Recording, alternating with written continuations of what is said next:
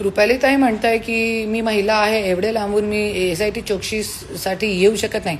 अरे तुम्ही इतके भंगार व्यक्तीला, लिंग पिसाट बलात्कारी व्यक्तीला पाठबळ देण्यासाठी तुम्ही जाऊ शकले होते, पण आता तुम्ही जाऊ शकत नाही. आणि SIT सोबत एक और चौकशी व्हायला पाहिजे की महिला आयोग की अध्यक्ष असताना खूप काही मंत्री आमदारांची त्यांच्याकडे तक्रार होती, पण ते तक्रारवरती त्यांनी कशाला महिलांना न्याय दिला नाही आणि ते मंत्री आमदार लोकांवरती कारवाई का केली नाही.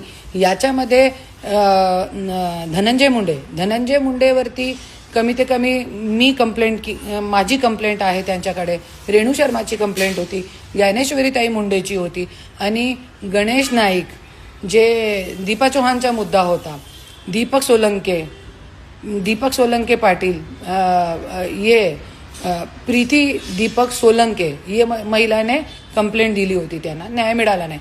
संजय राठोड, पूजा चौहान, धनंजय मुंडे, रेणू शर्मा, राजा रामनाई निंबाळकर, संपदा मुंडे, अजून चौकशी झालेली नाहीये, कारवाई नाही झाली.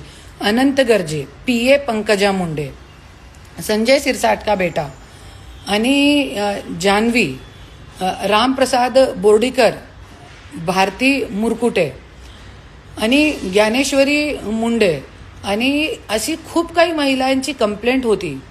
रुपालीताईने त्याच्यावरती कारवाई नाही केली. असे खूप काही मंत्री आहेत, जे माझ्याकडे लिस्ट अजून नाही काढली आहे मी, पण अशी खूप गोरगरीब महिला आहे ज्यांना न्याय नाही भेटला.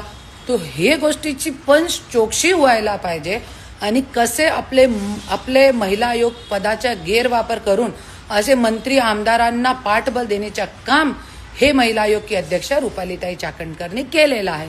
याच्यावरती पण चौकशी व्हायला पाहिजे. धन्यवाद.